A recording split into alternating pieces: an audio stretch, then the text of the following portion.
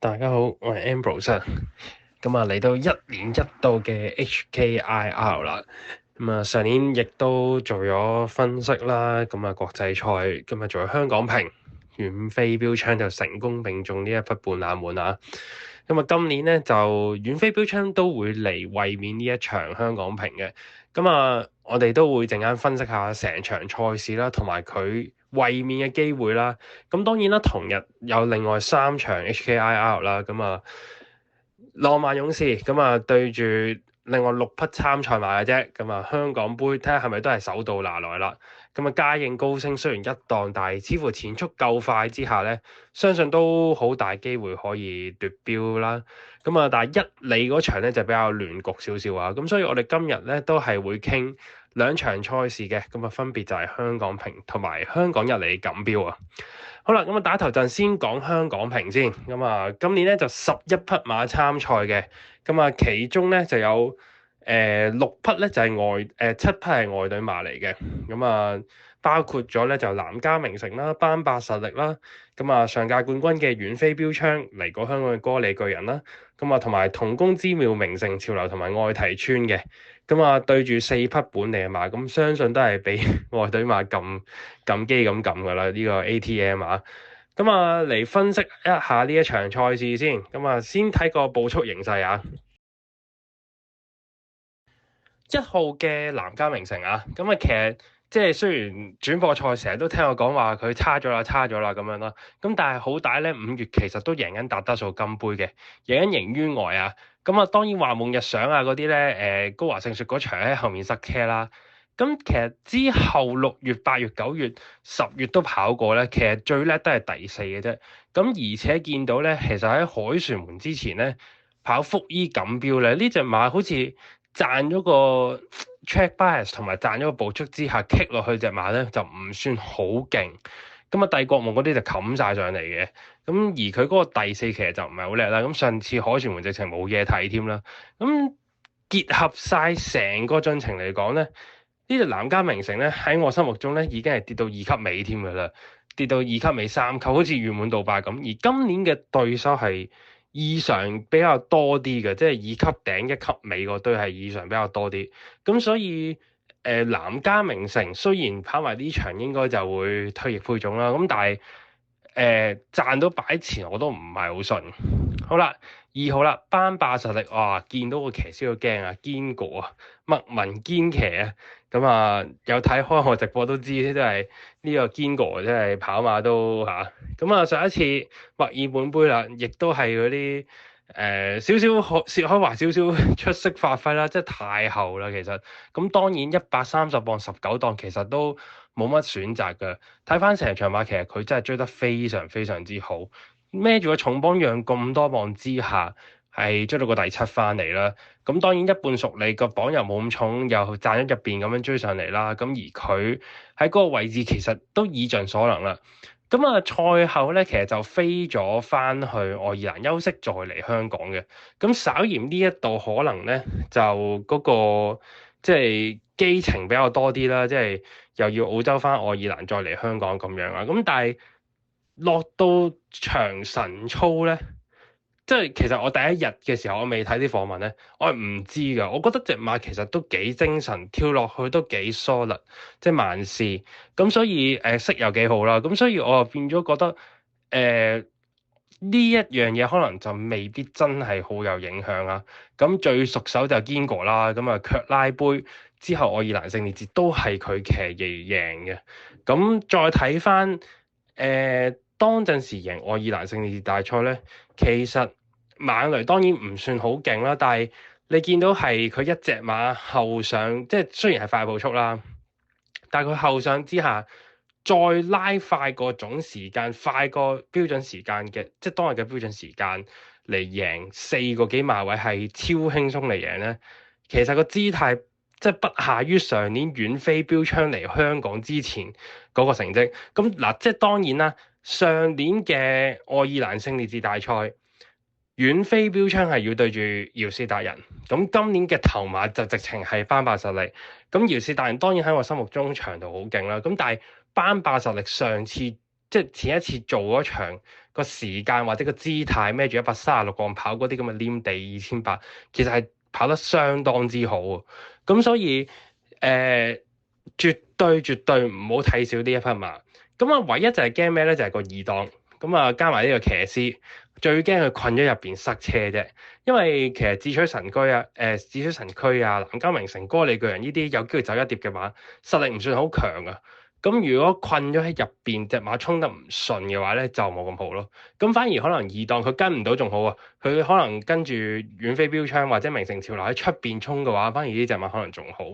咁啊，其實2400呢匹馬季中正喺下域錦標跑第二，輸俾傑奧之戀，贏緊捉到手，快地唔需要驚，2400都唔需要驚。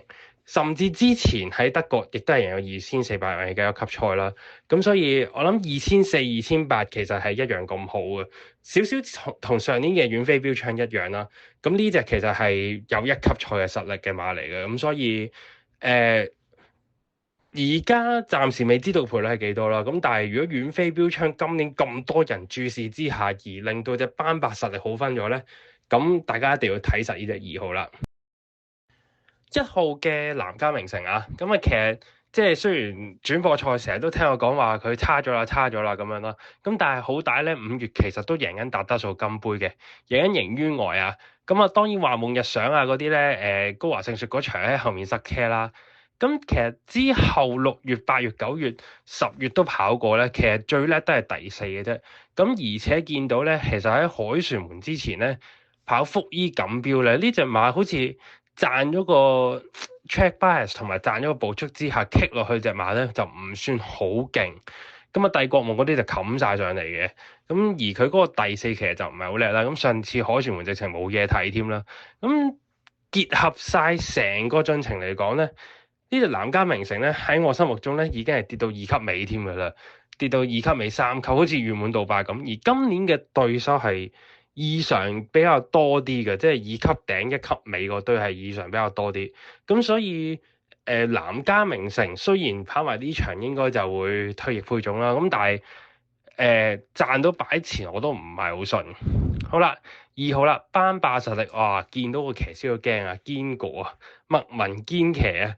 咁啊，有睇開我直播都知，都係呢個堅果，即係跑馬都嚇。咁啊，上一次墨爾本杯啦，亦都係嗰啲少少薛開華少少出色發揮啦，即係太後啦其實。咁當然130磅19檔其實都冇乜選擇㗎。睇翻成場馬，其實佢真係追得非常非常之好，孭住個重磅讓咁多磅之下，係追到個第7翻嚟啦。咁當然一半熟你個磅又冇咁重，又賺咗入邊咁樣追上嚟啦。咁而佢喺嗰個位置其實都已盡所能啦。咁啊賽後咧，其實就飛咗翻去愛爾蘭休息，再嚟香港嘅。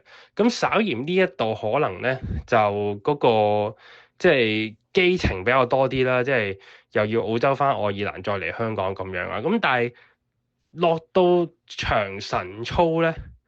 即係其實我第一日嘅時候，我未睇啲訪問咧，我係唔知㗎。我覺得隻馬其實都幾精神，跳落去都幾 solid，即係慢試。咁所以識又幾好啦。咁所以我就變咗覺得呢一樣嘢可能就未必真係好有影響啊。咁最熟手就堅果啦。咁啊，卻拉杯之後，愛爾蘭勝利節都係佢騎而贏嘅。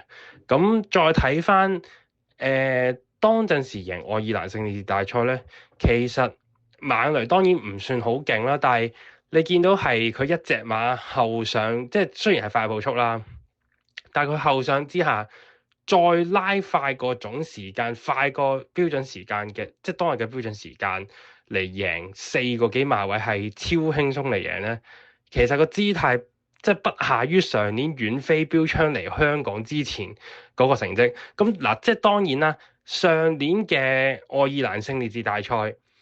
遠飛標槍係要對住姚士達人，咁今年嘅頭馬就直情係斑霸實力。咁姚士達人當然喺我心目中長度好勁啦，咁但係斑霸實力上次即係前一次做嗰場個時間或者個姿態孭住136磅跑嗰啲咁嘅黏地2800，其實係跑得相當之好啊。咁所以絕對唔好睇少呢一匹馬。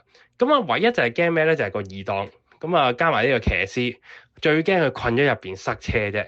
因為其實智取神區啊、智取神區啊、南郊名城、歌里巨人呢啲有機會走一碟嘅馬，實力唔算好強啊。咁如果困咗喺入邊，隻馬衝得唔順嘅話咧，就冇咁好咯。咁反而可能二檔佢跟唔到仲好啊，佢可能跟住遠飛標槍或者名城潮流喺出邊衝嘅話，反而呢隻馬可能仲好。咁啊，其實2400呢匹馬季中正正喺下域錦標跑第二，輸俾傑奧之戀，贏緊捉到手。快地唔需要驚，2400都唔需要驚。甚至之前喺德國亦都係贏有2400米嘅一級賽啦，咁所以我諗2400、2800其實係一樣咁好嘅，少少同上年嘅遠飛標槍一樣啦。咁呢隻其實係有一級賽嘅實力嘅馬嚟嘅，咁所以而家暫時未知道賠率係幾多啦。咁但係如果遠飛標槍今年咁多人注視之下，而令到隻班伯實力好分咗咧，咁大家一定要睇實呢隻2號啦。好啦，花咗好多篇幅講隻班霸實力啦，咁啊遠飛標槍，咁因為上年嚟過，我相信即係大家都熟悉，咁所以純粹就 update 下個近況啦。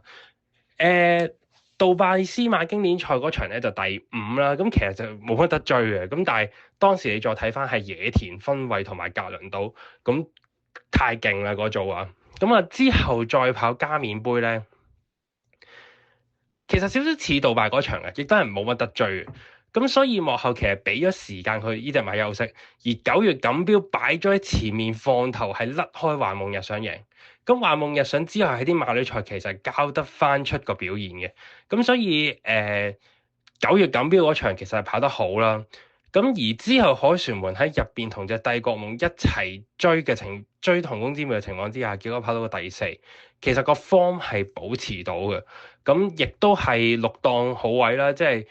似十足，我頭先一開場講嗰個步出形勢嗰個問題啦，就係可能第3、第4段慢喺出邊冚嘅比較着數，咁係6檔可以就3位嘅機會一定比上年更加高啊！咁所以今次係4平8穩頭4名4平8穩嘅一隻馬啦，咁但係今年嘅對手遠比上年多咯，咁呢個值得係要留意嘅。咁不過呢隻馬有樣嘢好，就係佢快地啦、慢嘅地啦，都係跑得好嘅。咁所以我覺得佢對比我陣間講嘅其中一隻馬咧，呢隻係會比較好啲嘅。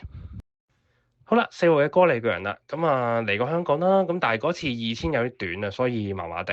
咁但係其實係咪呢隻馬有少少健康問題咧？咁啊〜最主要就係6月嘅時候啦，因為佢先贏完杯賽，跟住再跑聖格路大賽，但係咧嗰場係收停咗，咁就係過終點嘅。咁之後其實百良錦標都 OK 嘅，咁但係輸俾先島風采，咁然之後只可以落德國贏譽滿杜拜。我自己就覺得第一就係呢隻馬快地好明顯就唔適應㗎啦。咁所以如果禮拜6落唔到雨嘅話咧，咁禮拜就基本上唔使買。咁而如果落咗雨嘅話咧，其實如果以實力上嚟講，頭先班霸實力啦、遠飛標槍啦，甚至後面仲有同工之妙、名城潮流呢啲都好過佢嘅話咧，咁真係要極大雨先可以幫到佢咯。咁所以我又唔係真係好覺得呢隻歌里巨人可以喺呢一場度跑到頭2名嘅，除非真係好大雨啦，咁再算啦。咁但係以呢一刻嚟講嘅話，其實以我而家錄影係禮拜5夜晚嚟講，我唔覺得真係好大機會啦。咁平時我都講呢隻馬似乎係即係大概係3級頂2級尾啦。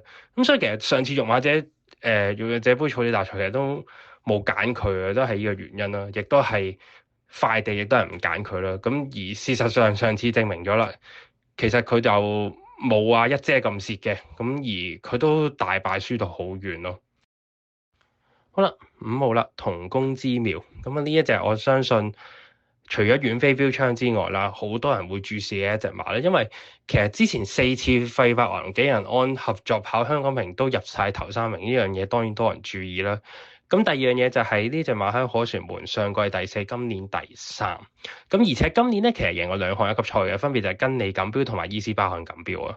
咁分別就係1800多啲同埋2100嘅賽事啦。咁所以其實呢隻馬就未必一定要2400嘅，雖然佢係巴黎大賽同埋里爾錦標嘅冠軍嚟嘅。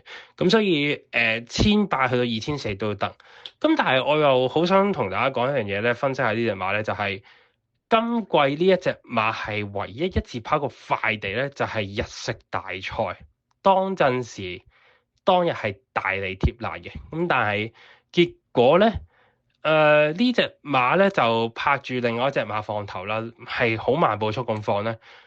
翻到嚟其實係唔到嘅，咁就仲要褪啦，包尾咁翻嚟啦。表面上輸4個零馬位啦，咁但係其實你見到係落後甚遠，毫無走勢嘅。咁我覺得呢隻馬其實快地嘅適應性同零冇乜分別。咁我覺得佢係可能好過哥利巨人少少嘅啫。咁所以亦都係要睇住有冇落雨啊。咁我呢一隻馬咧就，如果跑香港嘅話，我會擺第4選嘅啫。咁真係要落咗場先知個場地適應性。咁對比遠飛標槍啊、班霸實力嚟講咧，咁嗰啲就有驗證咯。咁而且遠飛標槍上年贏咗，咁如果即係揸膽嘅話，我又唔覺得要真係揸同工之妙做膽咯。咁而且啦，上一次啦，同工之妙喺個場係爛地嘅凱旋門跑過第3，只係贏唔算爛地好好嘅遠飛標槍少少嘅話，咁我寧願揀3都未揀到5啦。咁呢個係我自己嘅 concern。咁仲有一點就係咧，今次個8檔幾人安究竟點樣去跑咧？我好驚佢定下走3碟咯，即係早段蝕得太多而翻到嚟唔係好勁。咁我唔敢批死佢冇2、3名嘅，咁但係即係頭馬又好似爭咁少少咁咯，我自己就覺得啊。好啦，6號啦，名城潮流。咁啊呢一隻咧就菊花賞嘅冠軍嚟嘅，咁當時係贏拯救者，而拯救者之後今年喺春季天皇賞啦，其實係擊敗帝國夢而贏嗰場1級賽嘅。咁啊，整體嚟講，呢隻名城潮流，如果計級數嚟講，甚至我覺得佢係比姚滿平更加勁，因為姚滿平當年只係菊花賞第5輸俾氣志豪啦。咁當然氣志豪都勁嘅，咁但係之後再跑春季天皇賞咧，只係跑第2嘅就姚滿平啊。咁而嚟到香港咧，其實係掃低晒時時精彩啊、黃子丁啊嗰啲馬嘅。咁如果以呢隻名城潮流嚟講咧，其實無論菊花賞去贏拯救者又勁啦，咁之後嘅賽事其實開始亦都交翻出個表現啦。嗱，即係雖然啊25年呢隻馬跑咗3次啦，日經賞好似都麻麻地啦，跟住補充紀念亦都麻麻地啦。咁啊上次其實係都幾大驚喜嘅，因為神操覺得佢都唔係起翻好多，都係好重身。咁啊直路嚟講咧，貝之人其實都唔算好抽到出嚟嘅早段啊。咁嗰場馬係極慢步速啦，鬥把段啦。咁所以級數比較高啲，2000亦都係比較勁啲嘅木面舞會同埋博物家咧，其實係好着數嘅。咁而佢最後抽出嚟之下，其實佢跟住博物街附近一齊上嚟咧，追得都相當之好。其實輸少過2個馬位，其實係即係意料之外嘅事嚟嘅。呢個第5啊，咁今次你冇話騎翻啦，咁啊 Sit Racing 嘅馬師籌團體啦，我自己覺得今次個3檔最緊要唔好走咗入內欄咯。咁我相信今次嘅表現一定遠比之前好。嗱，不過呢隻馬當然未去翻上年聖列特紀念賽同埋菊花賞個狀態，我覺得即係跳落去可能8成領到啦，即係硬係仲爭啲咁樣嘅。咁所以亦都未必會擺到去第1選擇啊。好啦，其餘嘅馬啦，本地嗰啲先。咁啊安晴啦，咁我覺得今年嘅跑出嚟嘅水準好似都同上年有少少分別，同埋上年嘅外隊馬比較弱啲啊。咁啊8號啦，愛提村啊，上次其實睇翻意大利馬會金杯嗰一場咧，佢麥柏程擺咗喺前面走咧，有啲辛苦咯，贏得即係啲腳又轉嚟轉去，贏勤鍛鍊啦。咁其實再睇埋之前贏阿斯頓園錦標嗰場馬咧，贏緊席間閒談啊，我識嗰啲都係弱啲嘅，其實都係3級賽 level，其實同哥利巨人個 feel 差唔多。咁當然今次用翻最佳配搭莫艾成啦，因為始終呢件彩衣佢會騎啊嘛，咁佢亦都冇騎到遠飛標槍啦。咁啊上次亦都係揀帝國夢嚟騎，咁所以信心應該係會好少少嘅。咁但係即係實力上高又唔覺得莫艾成可以騎高一班嘅感覺咯，咁所以就亦都係揀唔到嘅。智昌神駒啦，2400咧真係好問邊好問邊嘅啫，成隻馬搶口啊！咁我自己就亦都係呢啲本地馬揀唔到啦。咁我相信最好嗰隻本地馬應該有目共賞啦，但係你見佢上次雖然追啦，輸4個馬位個第5啦，但係其實都係冇乜威脅。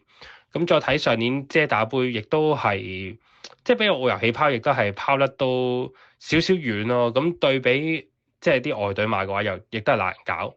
咁啊，嘉應傳承上次有驚喜嘅，咁但係你睇翻之前跑2400都係麻麻地。咁啊，結合晒成場馬形勢同埋每一匹馬嘅實力分析咧，